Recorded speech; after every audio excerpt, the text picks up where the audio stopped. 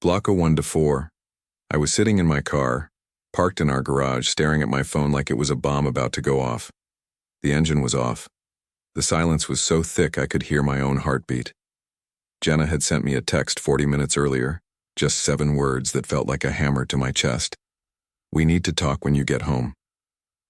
If you've been married long enough, you know that sentence never comes before good news. Nobody says we need to talk before telling you they booked a surprise trip to Hawaii or they got a promotion at work. No. That sentence is a warning shot. It's the sound of something breaking before you even see the cracks. I sat there for 10 more minutes, gripping the steering wheel like it could somehow anchor me to the life I thought I had. The life I thought was stable. 8 years of marriage. 8 years of building something I believed was unshakable. And now with one text message, I could feel the ground shifting beneath me. When I finally walked through the door, Jenna was sitting on the couch, legs crossed, hands clasped together like she was about to deliver a rehearsed speech. She probably was. Her eyes met mine, and I saw something I hadn't seen before. Not guilt exactly, but a kind of determined vulnerability.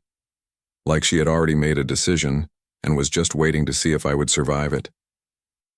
"Hey," I said, dropping my keys on the counter, trying to sound casual even though my throat was dry. "What's going on?" She patted the cushion next to her. "Sit down, Marcus, please." I sat. Not next to her, across from her, on the armchair. I needed the distance. I needed to see her whole face when she said whatever she was about to say. Jenna took a deep breath. "I love you. I need you to know that before I say anything else. I love you. And that's not changing." "Okay," I said slowly. "But why does it sound like you're about to tell me something that's going to make me question that?" She looked down at her hands. "Because I've been feeling something for a while now. Something I didn't know how to talk about. And I think if I keep it inside any longer, it's going to poison everything we have." My stomach dropped. I thought she was going to say she cheated. I thought she was going to tell me there was someone else, that it had already happened, that I was sitting in front of a woman who had already betrayed me. And in that moment, I realized I would have almost preferred that.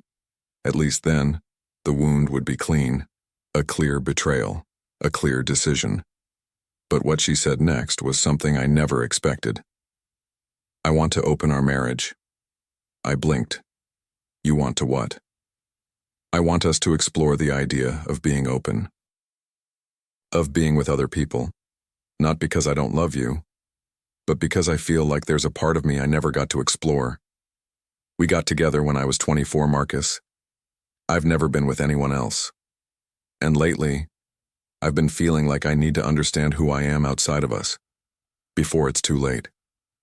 I sat there in silence for what felt like an hour. My mind was racing through every possible response: anger, confusion, betrayal, logic. But the one thing I kept coming back to, the thing that scared me the most, was the quiet voice in the back of my head that said, "If you say no, you'll lose her anyway." "Is there someone already?" I asked, my voice barely above a whisper. "Someone you're interested in?" She shook her head quickly. "No, I swear. This isn't about anyone specific. It's about me. It's about feeling like I'm suffocating under the weight of never knowing what else is out there." I wanted to scream. I wanted to ask her why our life together wasn't enough. Why 8 years of loyalty and partnership and late-night conversations and holidays with each other's families and inside jokes and building a home together, why none of that was enough to fill whatever void she was feeling. But I didn't. Because even in my pain, I loved her. And I thought that loving someone meant giving them what they needed, even if it broke you in the process. That was my first mistake. "Okay," I said finally. "Let's talk about it." The relief on her face was immediate. She reached over and grabbed my hand, squeezing it like I had just given her a gift. "Really? You're willing to consider it?" "I'm willing to listen," I said carefully. "But if we do this, if we even think about doing this, we need rules. Boundaries. I need to know this isn't just a free pass for you to do whatever you want while I sit at home wondering if I still have a wife." She nodded eagerly. "Of course. Absolutely. We'll do it together. We'll set the rules together. I would never want to do something that hurts you."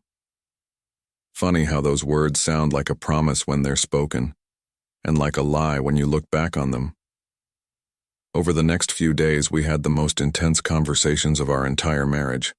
We sat at the kitchen table with notebooks like we were planning a business merger instead of dismantling the foundation of everything I believed about commitment. We made lists, we debated, we negotiated, and eventually we came up with a set of rules that we both agreed to follow. Rule 1. Complete transparency. No secrets, no hiding, no trickle-truthing. If something happened, we told each other. If we were going on a date, we said so. If we developed feelings, we addressed it immediately. Rule 2. No one from our existing social circle. No co-workers, no friends, no one who could complicate our daily lives or create awkward situations. Strangers only. Rule 3. Protection, always, non-negotiable. Rule 4. Either of us could veto anyone at any time, for any reason, no questions asked.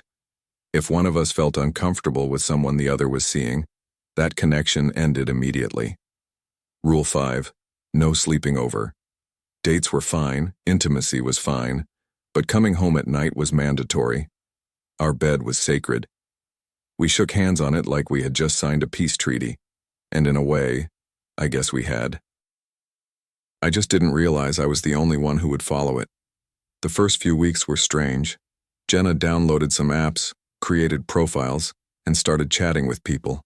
I watched her scroll through faces on her phone like she was shopping for groceries, and I felt something twist inside me. But I told myself it was normal. I told myself this was part of the process. I told myself that being a modern, evolved husband meant supporting my wife's journey of self-discovery, even if it made me want to throw her phone into the lake. I tried to do the same.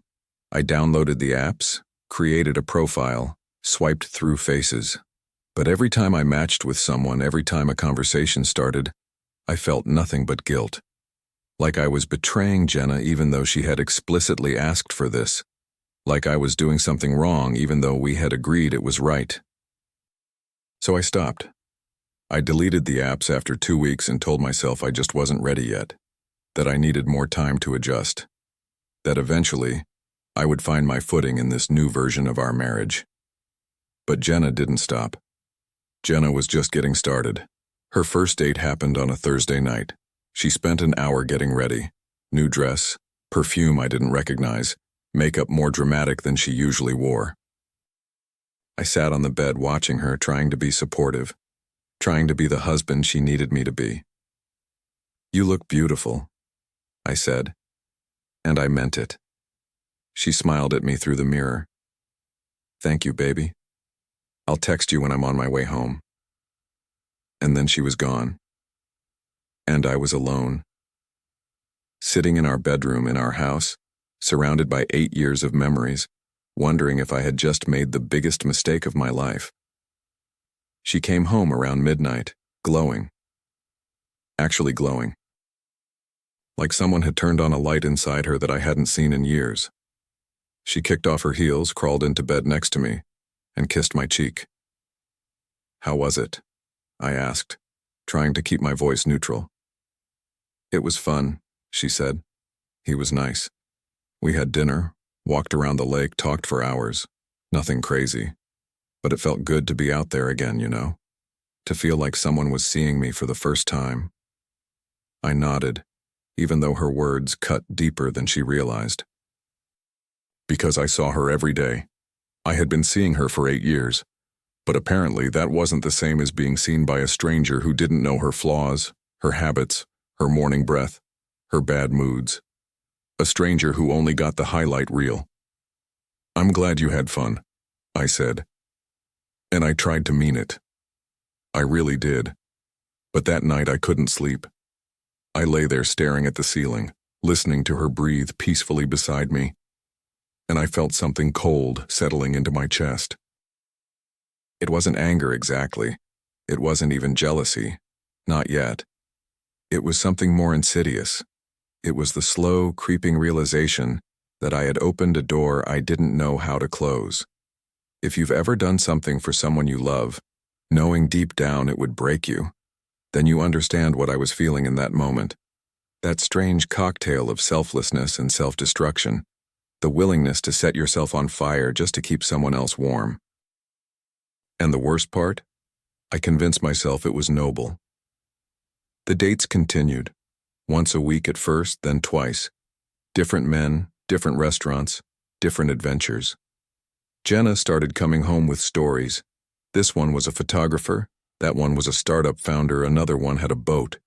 She was collecting experiences like souvenirs, and I was supposed to smile and ask for details like I was her girlfriend instead of her husband. I did what she asked. I listened. I nodded. I swallowed the bile rising in my throat every time she described how someone made her laugh, or how someone's hands felt on her waist during a slow dance.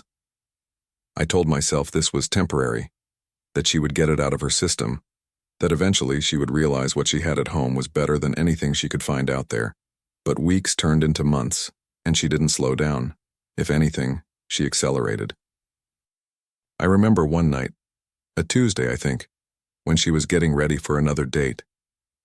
I was sitting on the couch pretending to watch TV, feeling that familiar knot forming in my stomach. She walked past me, heels clicking on the hardwood, and I caught a whiff of that same unfamiliar perfume. "Who's tonight?" I asked, not looking up from the screen. "Derek," she said casually. "The architect. Remember? I told you about him last week." I didn't remember. They were all blurring together at that point. "Right," I said. "Have fun." She paused at the door, turning back to look at me. "Are you okay? You seem off." I finally looked at her. Really looked at her. And for a moment, I thought about telling the truth. About saying that I was drowning. That I was watching her fall in love with a life that didn't include me.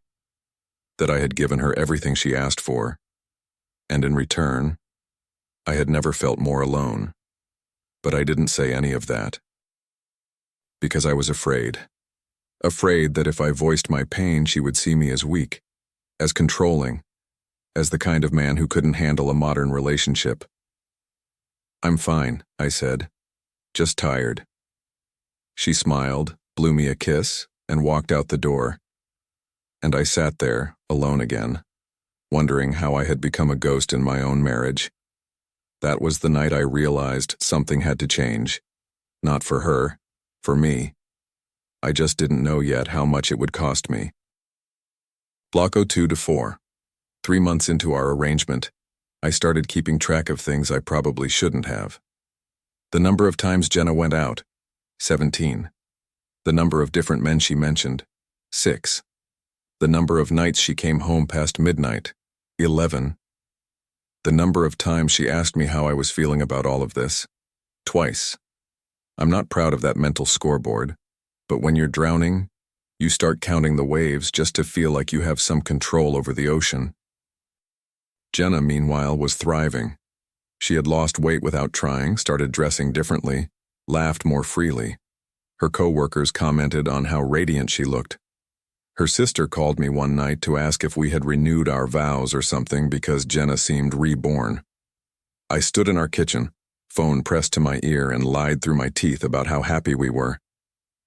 "She just needed to reconnect with herself," I said, the words tasting like ash. I'm glad I could support her through it.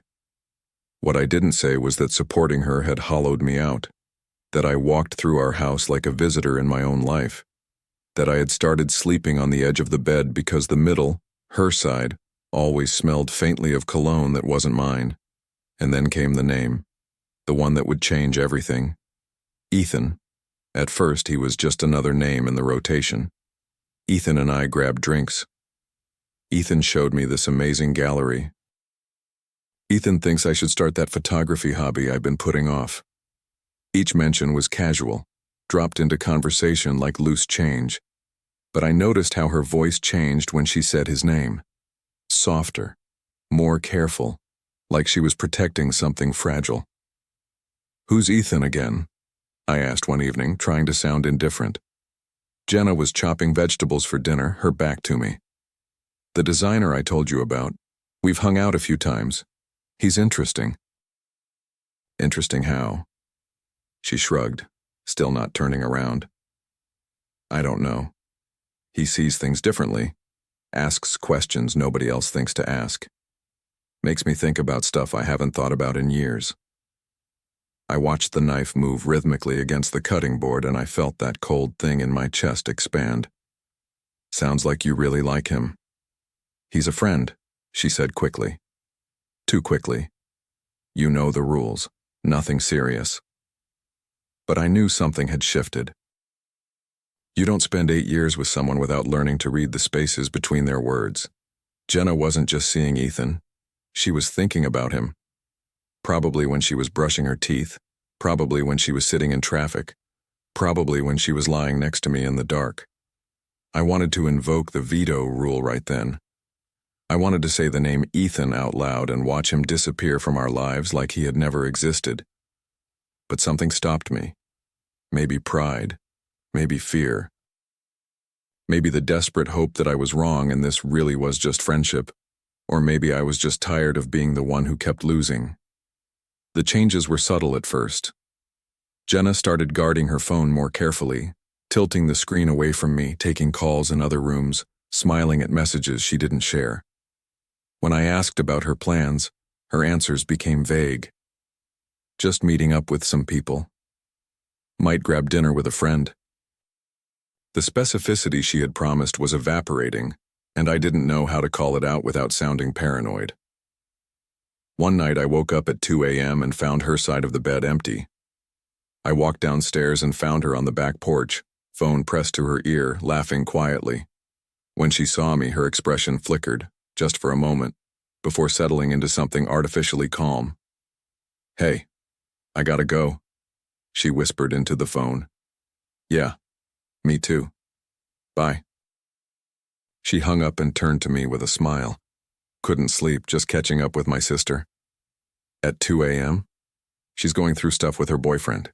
You know how it is. I did know how it was. I knew exactly how it was to lie to someone's face and hope they loved you enough not to question it. I didn't push. I told myself it wasn't worth the fight. I went back to bed and stared at the ceiling until sunrise. If you're still here with me, listening to this story, I need you to understand something. I wasn't blind, I wasn't stupid. I saw the signs. I just didn't want to believe them. Because believing them meant accepting that the woman I had given everything to, my trust, my security, my willingness to bend my entire understanding of marriage, was slowly choosing someone else.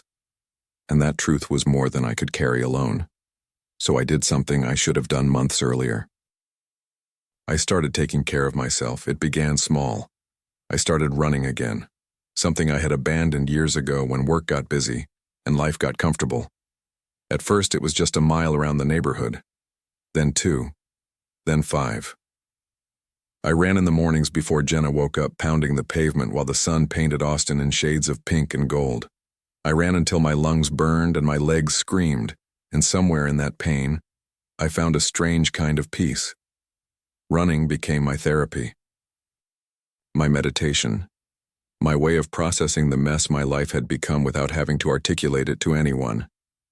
Every step was a reminder that I still existed, that I still had a body that could carry me forward, even when my heart felt like it was dragging behind me in pieces. I also started seeing an actual therapist, Dr. Williams, a soft-spoken man in his 60s who had the kind of face that made you want to confess everything. I told him about the open marriage, about Jenna, about Ethan. He listened without judgment, nodding occasionally, asking questions that made me uncomfortable in all the right ways. "What do you want, Marcus?" he asked during our 3rd session. "I want my wife back," I said automatically. He tilted his head. "That's what you think you should want. But what do you actually want? For yourself?" I opened my mouth to answer and found nothing there. just empty space where a sense of self used to be. That question haunted me for weeks. What did I want? Not for Jenna, not for our marriage, but for me. I had spent so long defining myself through my relationship that I had forgotten I was a separate person, a whole human being with his own needs, his own desires, his own right to happiness. It was Dr. Williams who first suggested I actually try the open part of our open marriage. Not to get revenge, not to make Jenna jealous, but to remember what it felt like to be seen by someone who didn't already have a fixed image of who I was. You've spent months making space for her exploration, he said. Have you made any space for your own? The answer was no, and I finally decided to change that. I re-downloaded the apps with a different mindset this time. Not desperate, not guilty, just curious. I updated my profile, added some recent photos from my running transformation, and wrote something honest about being in an open marriage and looking for meaningful connection. No games, no pretense, just truth. And within a week, I matched with Alyssa. Her profile picture was simple. She was standing on a hiking trail somewhere, sunglasses pushed up on her head, smiling at whoever was taking the photo. Her bio said she was a therapist, recently divorced, and looking for real conversations with people who aren't afraid to be honest. Our first messages were tentative.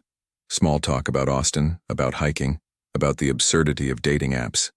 But something clicked almost immediately. She asked questions and actually listened to the answers.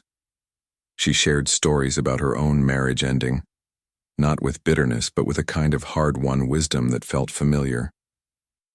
It's strange, isn't it? She wrote one evening. How you can love someone and still lose them.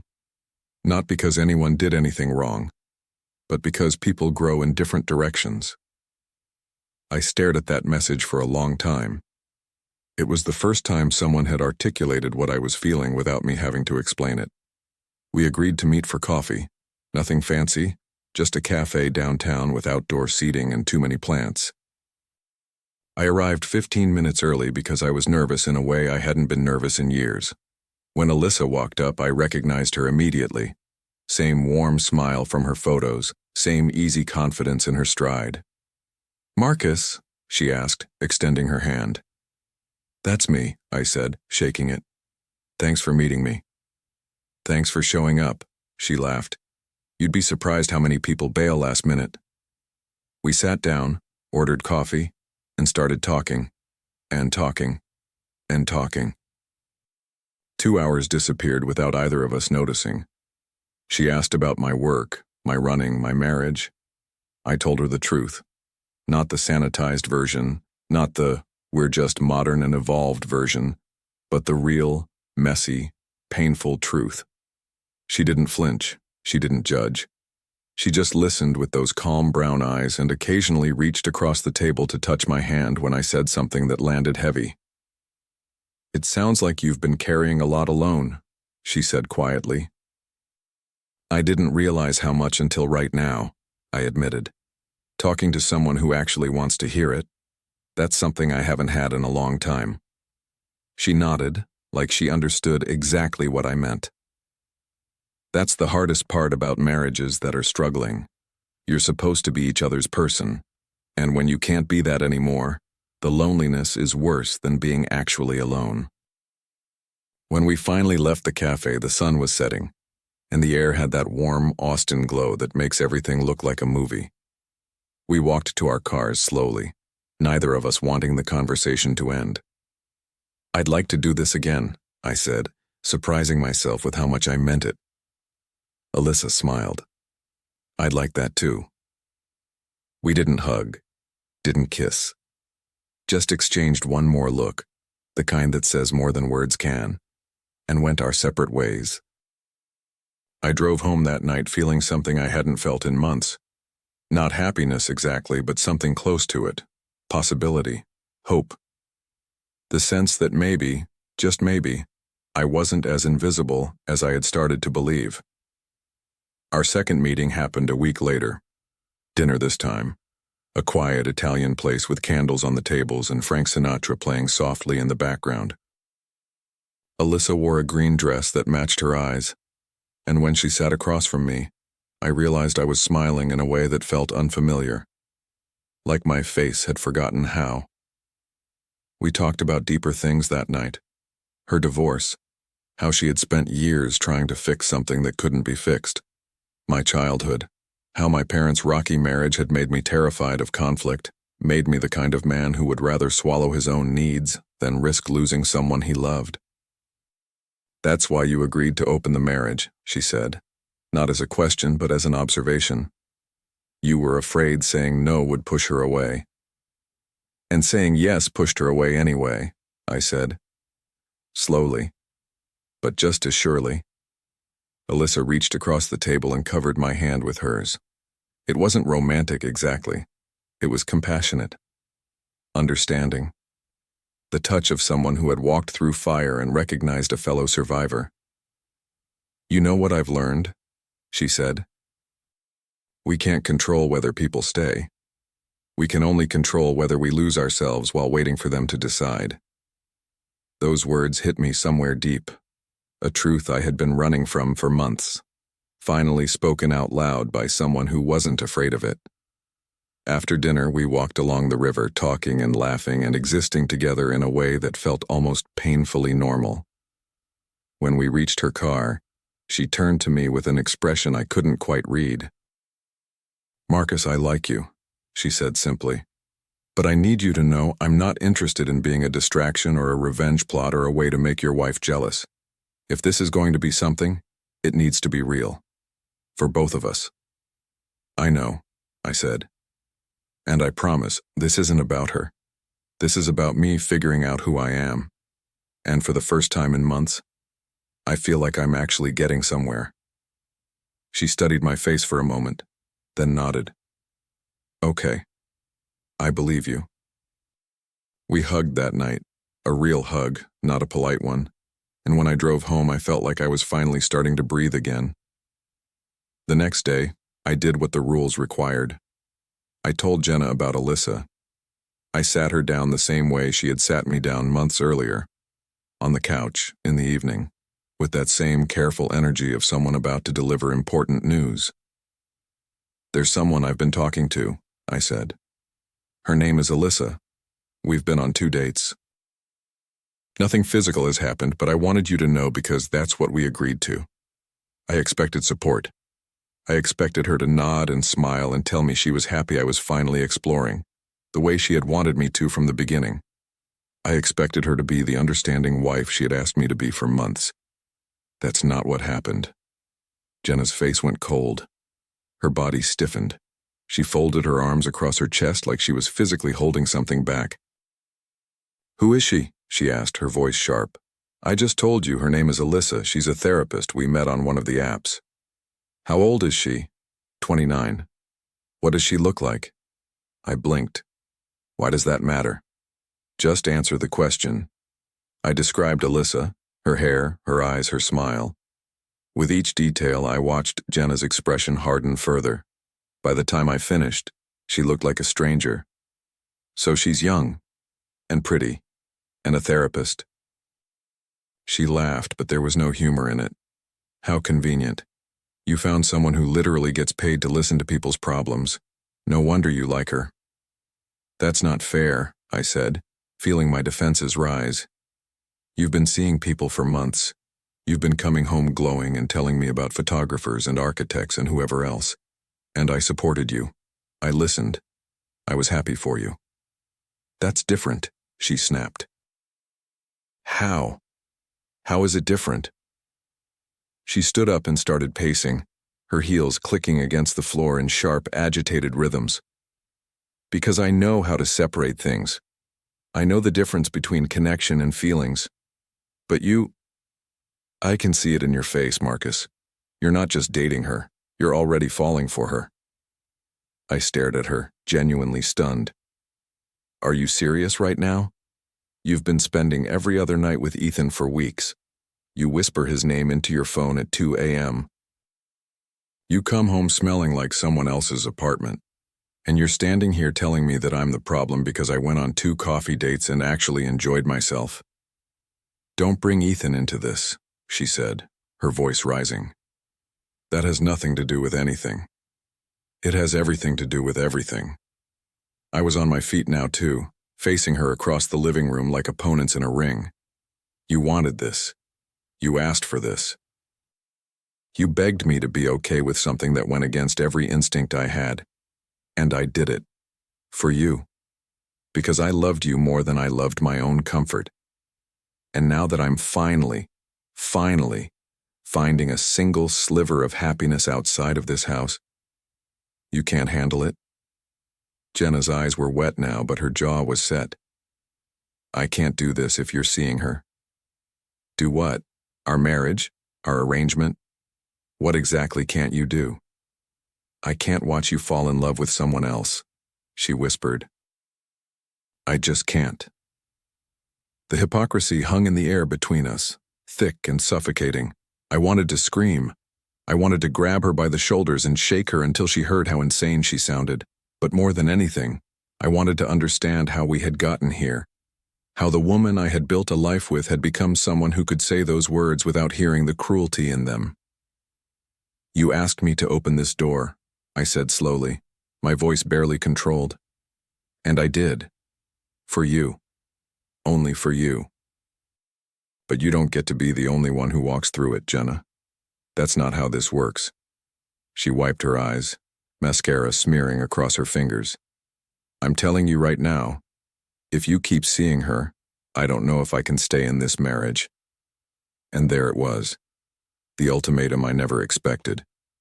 The line drawn in sand by the same woman who had convinced me there were no lines. I stood there, heart pounding, looking at the person I had loved for 8 years. And for the first time I saw her clearly. Tell me in the comments what you would do in my place. Because standing in that living room I had no idea. Bloco 3 to 4. I didn't answer her that night. I couldn't.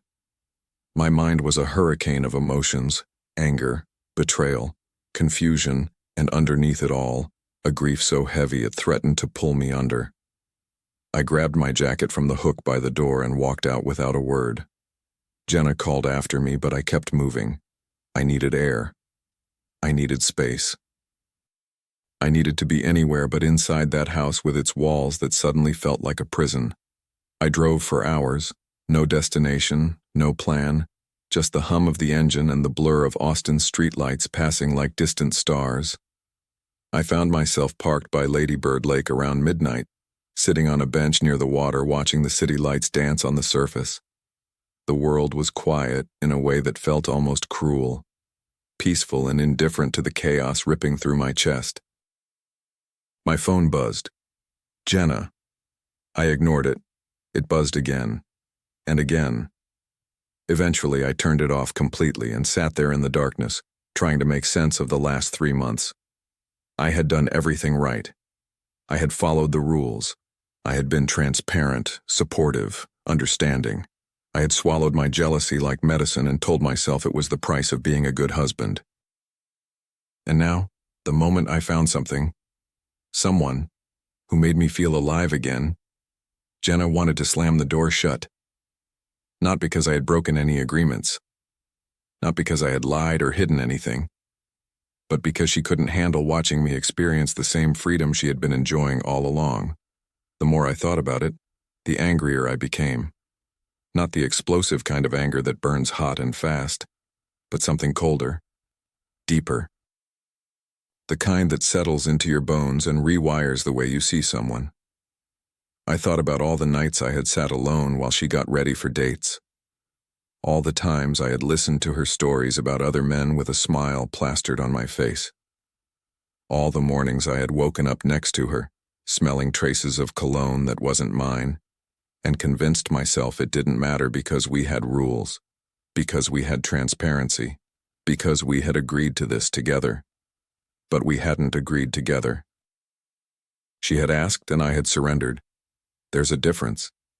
Somewhere around 2 a.m. I finally turned my phone back on. 17 missed calls from Jenna. 9 text messages ranging from angry to pleading to desperate. The last one read, "Please come home. I'm scared. I love you." I stared at those 3 words, I love you, and felt nothing. That terrified me more than anything else. For 8 years, those words had been a lifeline, a promise, a foundation, and now they felt hollow. Like she was reading from a script she no longer believed in. I drove home slowly, giving myself time to decide what I would say. When I walked through the door, Jenna was curled up on the couch, still in the same clothes, her eyes red and swollen. She jumped up when she saw me.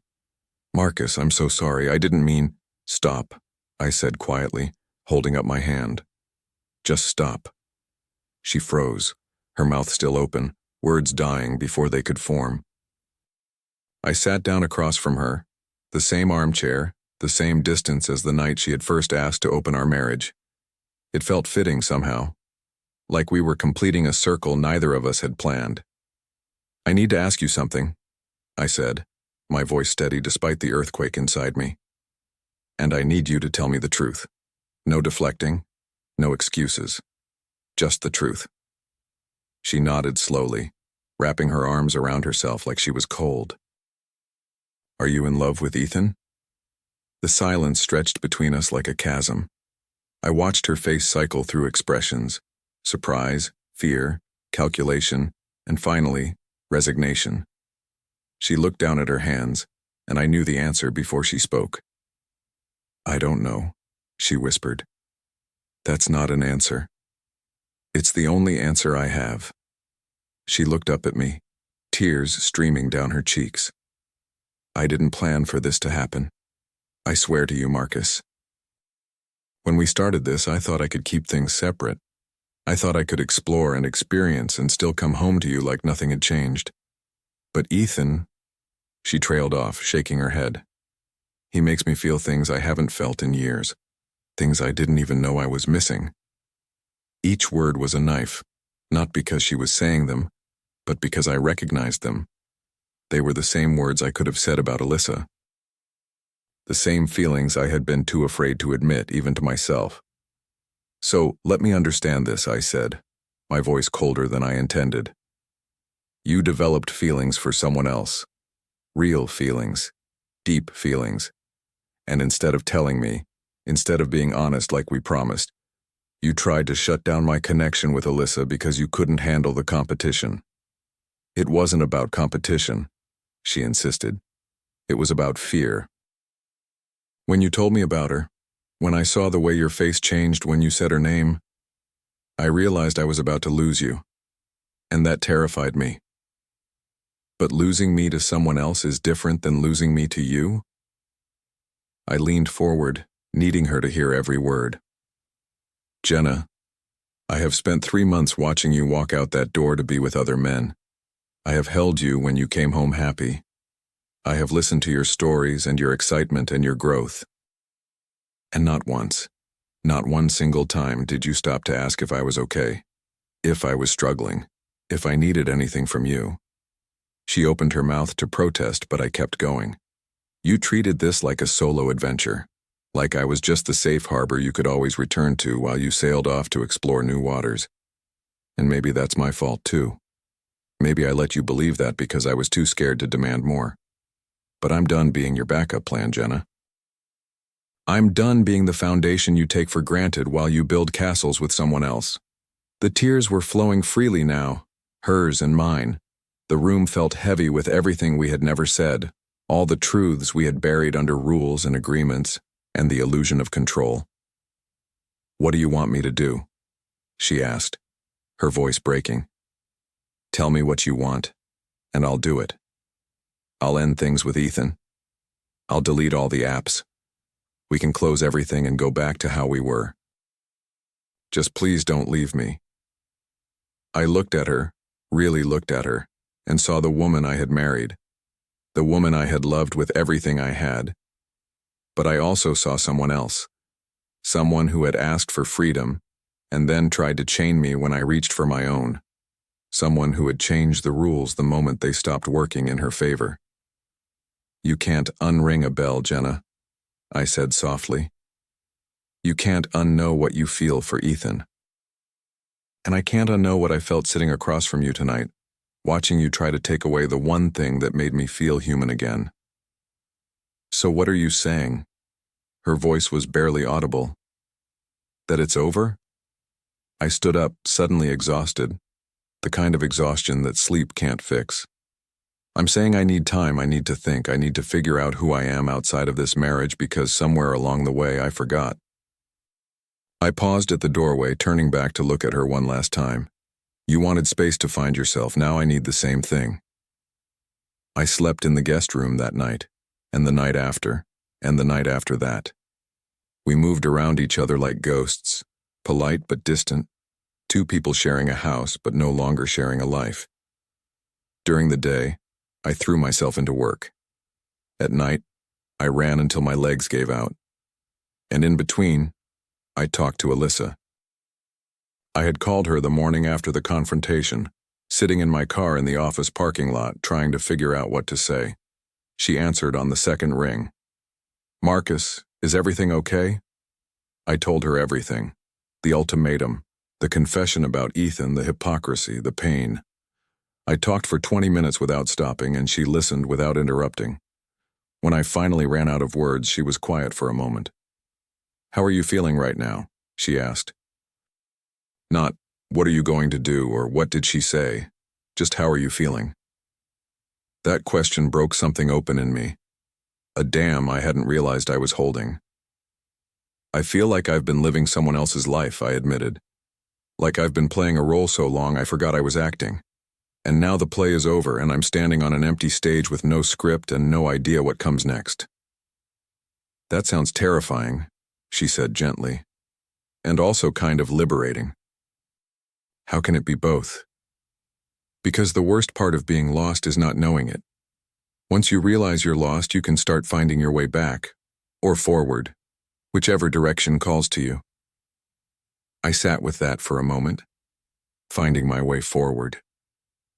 The concept felt foreign, like a language I used to speak but had forgotten. I don't want to put you in the middle of this, I said finally. Whatever happens with Jenna, whatever I decide, you didn't sign up for this drama. You're right, she said. I didn't. But I'm not running away from it either. I told you I wanted something real, Marcus. And real means messy sometimes. Real means showing up even when things are complicated. She paused. You don't owe me anything. But you owe yourself the truth, whatever that truth is. Those words echoed in my mind for days. The truth. What was my truth? Did I want to fight for my marriage? Did I want to walk away? Did I want Alyssa? Did I want Jenna? Did I want to be alone? The answers weren't clear.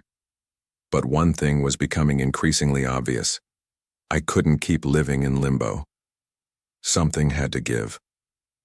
A week later, I came home from work to find Jenna sitting at the kitchen table with a glass of wine in front of her. She looked like she had been crying, but her eyes were calm now. Resolved. We need to talk, she said. Really talk, no more avoiding. I sat down across from her, bracing myself for whatever was coming. I've been doing a lot of thinking, she began. About us, about Ethan, about everything. She took a long sip of wine. I ended things with him. I blinked. You did? Yesterday. I told him I couldn't see him anymore, that I needed to focus on my marriage.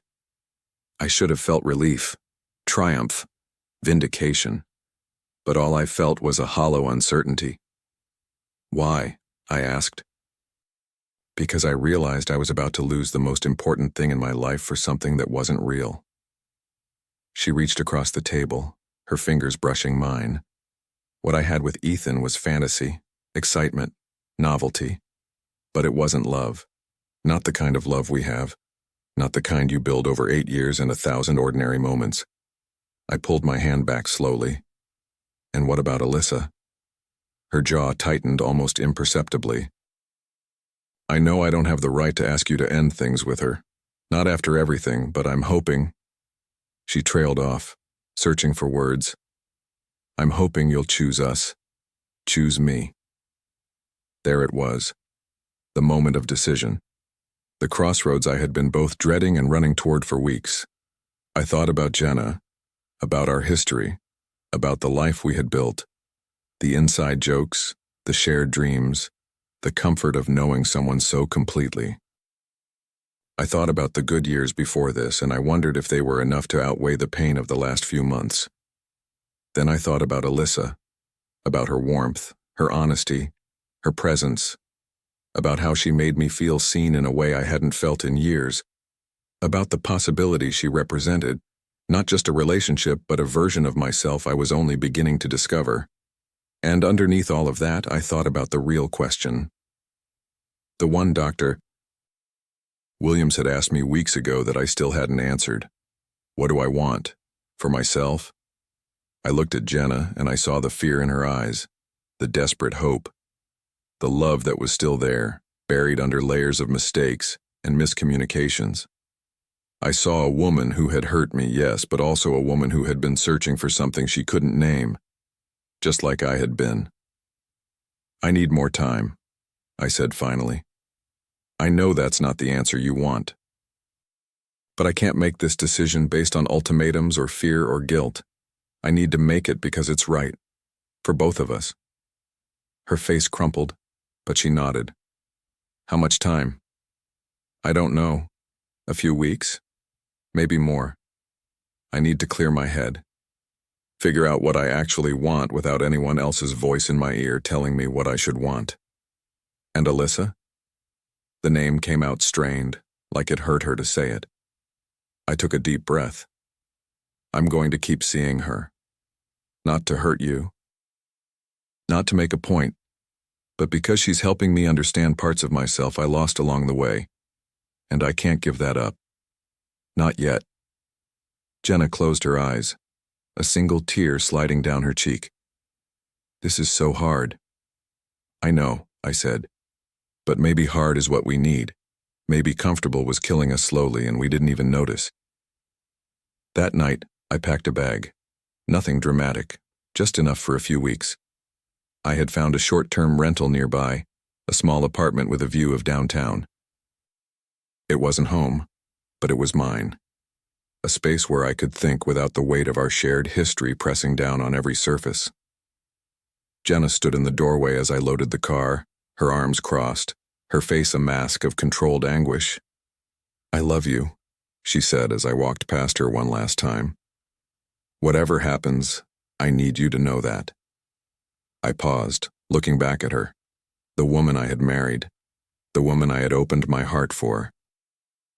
The woman who had broken it and was now trying to put the pieces back together. I know, I said. That's what makes this so hard. I drove away without looking in the rear-view mirror, not because I didn't care, but because I knew if I looked back, I might not have the strength to keep going forward. If you're still here with me, I need you to know something. Leaving wasn't giving up. It wasn't revenge. It wasn't even a decision about my marriage. It was the first step toward answering that question that had been haunting me for months. What do I want? And for the first time, I was ready to find out.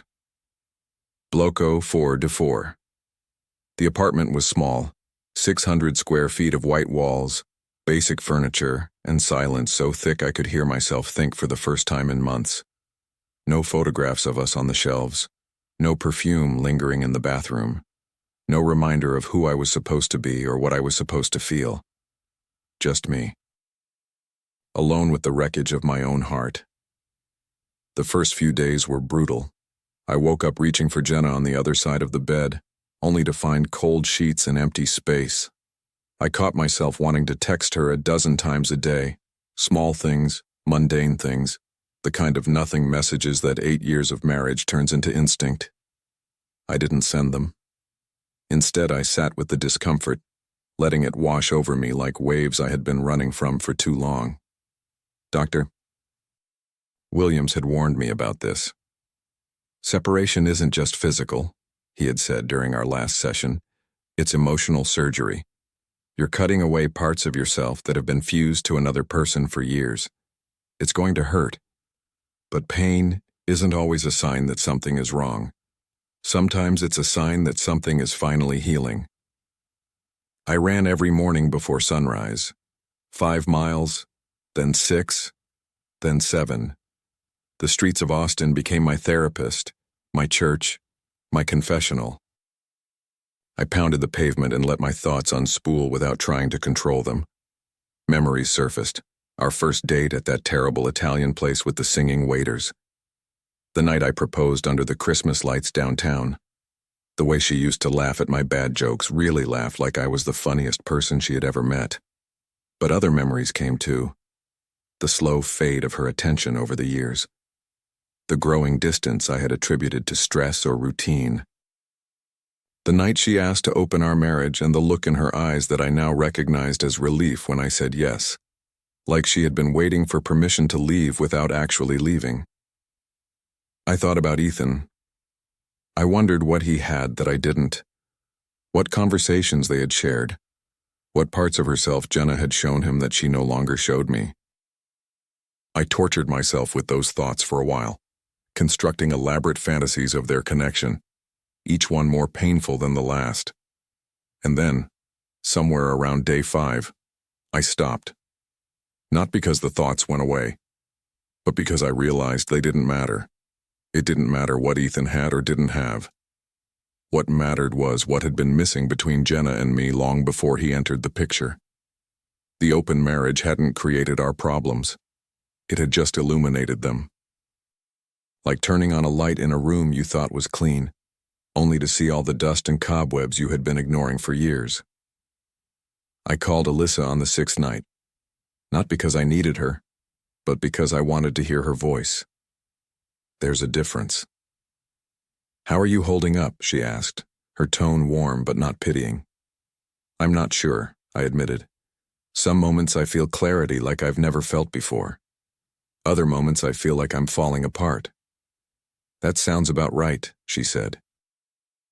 Growth is rarely linear. It's more like a spiral.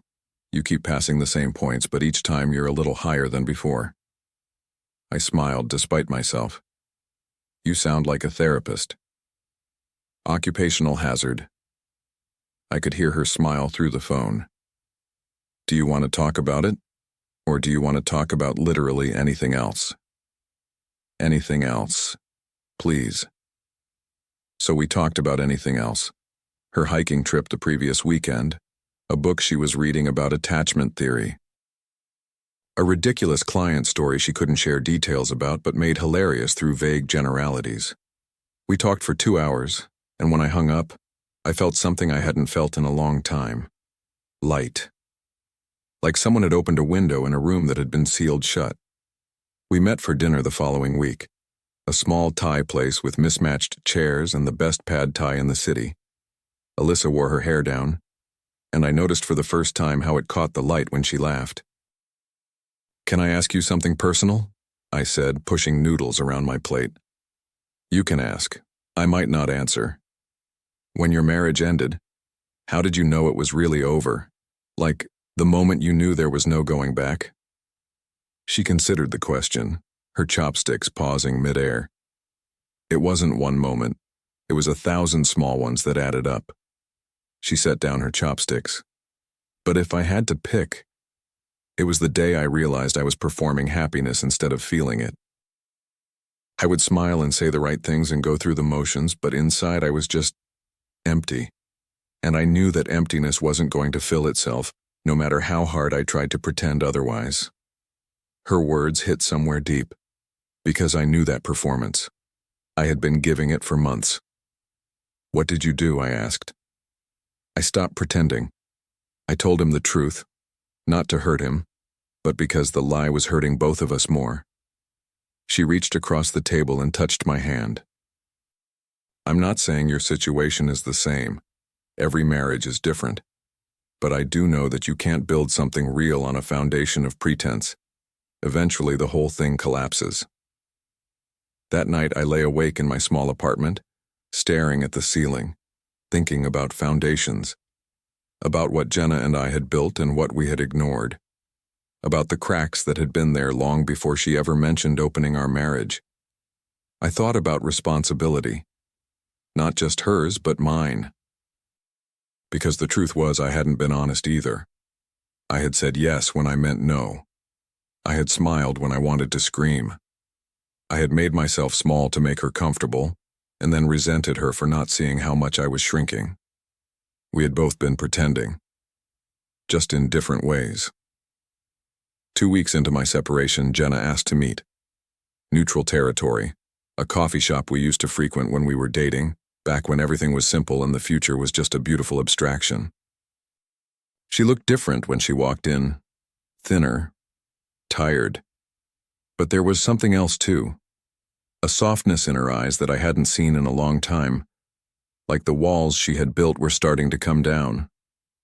"Thank you for coming," she said, sliding into the seat across from me. Of course. She wrapped her hands around her coffee cup like she was drawing warmth from it. "I've been doing a lot of thinking, and I've started seeing a therapist, someone to help me understand everything." "That's good," I said, meaning it. "That's really good." She's been asking me hard questions, questions I've been avoiding for years. Jenna took a shaky breath. Like why I really asked to open our marriage. I told myself it was about exploration, about finding myself. But the truth is, I was running. From us. From the life we had built. From the fear that this was all there was. I listened without interrupting, giving her space to say what she needed to say. "I was terrified of waking up at 50 and realizing I had never lived," she continued. "And instead of talking to you about that fear, instead of working through it together, I convinced myself that the answer was out there somewhere, with someone else, in some experience I hadn't had yet." She laughed bitterly. "But you know what I found out there? More of the same emptiness, just dressed up in new clothes." "And Ethan?" I asked quietly. She flinched at the name. Ethan was a distraction. A very convincing one. He made me feel young and exciting and seen in ways I had forgotten I needed. But he didn't know me, not really. He knew the version of me I performed for him. The fun, adventurous, uncomplicated version. The version without history or baggage or 8 years of marriage weighing her down. She met my eyes. "You know the real me, the messy, complicated, scared me. And I think I was running from that too." The honesty in her voice was disarming. This was a Jenna I hadn't seen in years, vulnerable, unguarded, willing to look at herself without flinching. "I don't know what happens next," she said. "I'm not asking you to forgive me or come back or pretend like nothing happened. But I need you to know that I understand now. What I did. How I hurt you. How unfair I was when you finally found something for yourself. What made you realize it?" I asked. "Losing you." Her voice cracked. "Or almost losing you. Sitting in that house alone, surrounded by all our things, wondering if you were ever coming back. It stripped away all the bullshit, all the justifications, all the stories I had been telling myself." She wiped her eyes. "I love you, Marcus. Not the idea of you. Not the safety of you. You. And I'm terrified that I realized it too late."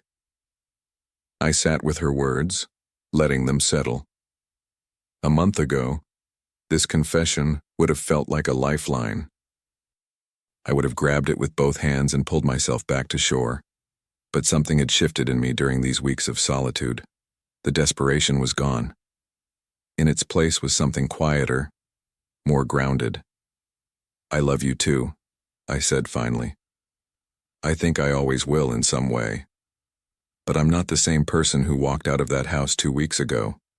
And I don't think you are either." "What does that mean?" Fear flickered across her face. "It means I don't know if we can go back to what we were. And I'm not sure we should try." I reached across the table and took her hand. Not as a promise, but as a bridge. "What we had before wasn't working, Jenna. We can pretend it was, but the fact that we ended up here proves otherwise. If we try to rebuild on the same broken foundation, we'll just end up in the same place again." She nodded slowly, tears falling freely now. "So what do we do?" "I don't know. Maybe we start over. Not as the people we were, but as the people we're becoming. Maybe we date each other again without assumptions or expectations. Maybe we go to therapy together and actually do the work this time. I squeezed her hand. Or maybe we realize that we've grown into people who don't fit together anymore, and we find a way to let go with love instead of resentment. That terrifies me, she whispered. Me too. But I'd rather be terrified and honest than comfortable and pretending. We sat there for a long time, holding hands across a coffee shop table. Two people who had been married for 8 years and were only now learning how to be truthful with each other. The next few months were the hardest and most transformative of my life. Jenna and I started couples therapy, real therapy, with a counselor who didn't let us hide behind politeness or deflection. We excavated years of buried resentments, unspoken needs, and silent compromises. We fought more in those months than we had in our entire marriage, but we also connected more, honestly, vulnerably, without the armor we had both been wearing. I kept seeing Dr. Williams on my own, and I kept running. And slowly, I started to remember who I was before I became Jenna's husband, what I wanted, what I dreamed about, what made me feel alive. And Alyssa? I had one more conversation with her, the hardest conversation of all. We met at the lake, the same bench where I had sat alone that first terrible night. The sun was setting, painting the water in shades of orange and gold, and she looked at me with those calm brown eyes that had seen me through some of my darkest moments. "You're going back to her," she said. Not a question. "I'm going to try," I admitted. "I don't know if it will work. I don't know if we can rebuild what we broke, but I have to find out. I owe it to myself, to her, to the 8 years we shared." Alyssa nodded slowly. "I understand. I'm sorry. You deserve better than this, better than being someone's almost." She smiled, sad but genuine. "You're not sorry, and you shouldn't be. You were always honest with me about where you were. That's more than most people give." She looked out at the water. "Besides, you taught me something important." "What's that?" "That I'm ready, for something real, for someone who chooses me first, not second." She turned back to me. "You helped me see that I'm worth that, so thank you." I wanted to say more, to explain, to apologize again, to somehow make this ending less painful. But Alyssa just shook her head, leaned in and kissed my cheek. "Go fight for your marriage, Marcus, and if it doesn't work out, you know where to find me." She winked, softening the gravity of the moment. "But seriously, go, be happy."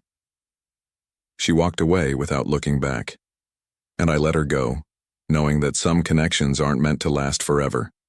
They're meant to arrive exactly when you need them and leave exactly when you've learned what they came to teach. It's been 6 months since I moved back home, not to the same house way we sold that one. Too many ghosts in those walls, too many memories of who we used to be. We bought a smaller place closer to downtown, with big windows and a backyard just large enough for the dog we're thinking about adopting. Things aren't perfect. They probably never will be. We still argue. We still struggle. Some nights the old wounds open up and we have to clean them all over again. But we're doing it together this time. Eyes open, hearts exposed, no more pretending. Jenna doesn't see anyone else now. Neither do I. We closed the marriage, not because openness is wrong, but because it wasn't right for us. At least not then. Maybe not ever. We've learned that relationships aren't about following someone else's script. They're about writing your own, together, with honesty as the only non-negotiable rule. I still run every morning. Still see Dr. Williams every other week. Still think about Alyssa sometimes, with gratitude and a gentle ache that I suspect will never fully fade. And I've learned something that I wish I had understood years ago. You can't pour from an empty cup. I spent so long giving everything to Jenna, making myself smaller to make her happier, that I forgot I was a person with my own needs, my own desires, my own right to be seen and valued. When I finally started filling my own cup, Everything changed. Not just my marriage, my entire life. The thing about opening doors is that you can't always control what walks through them. Sometimes it's freedom. Sometimes it's chaos. Sometimes it's a truth you've been avoiding so long that you forgot it existed. Jenna asked me to open our marriage because she was searching for something she couldn't find inside our walls. But what she didn't realize, what neither of us realized, was that the thing she was looking for wasn't out there at all. It was buried under years of silence and assumption and fear. And in the end, it wasn't about Ethan or Alyssa or anyone else. It was about us, learning to see each other clearly, learning to speak the words we had been swallowing, learning that love isn't just a feeling, it's a choice you make every single day, even when it's hard, especially when it's hard. I opened our marriage for her, and in a strange, painful, roundabout way, she closed it for me. Not with an ultimatum, but with a wake-up call. A mirror held up to everything we had been avoiding. I used to think that was the worst thing that ever happened to me. Now I think it might have been the best. If this story made you feel something, if it made you think about your own relationships, your own boundaries, your own silent sacrifices, I want you to do something for me. Leave a comment. Tell me your story. Tell me where you draw the line between love and losing yourself. Because I think we're all walking that line, whether we admit it or not. And if you're still here, still listening after everything I've shared, hit that like button. Subscribe if you haven't already. Not for me. For the next person who needs to hear this story. The next person sitting in their car, staring at their phone, wondering if they're about to lose everything. You're not alone. None of us are. Some doors, once opened, can never fully close. But sometimes what walks through them isn't destruction. Sometimes it's salvation. This is a work of fiction created for entertainment purposes. Any resemblance to actual events or use of public names is purely narrative and does not represent real events.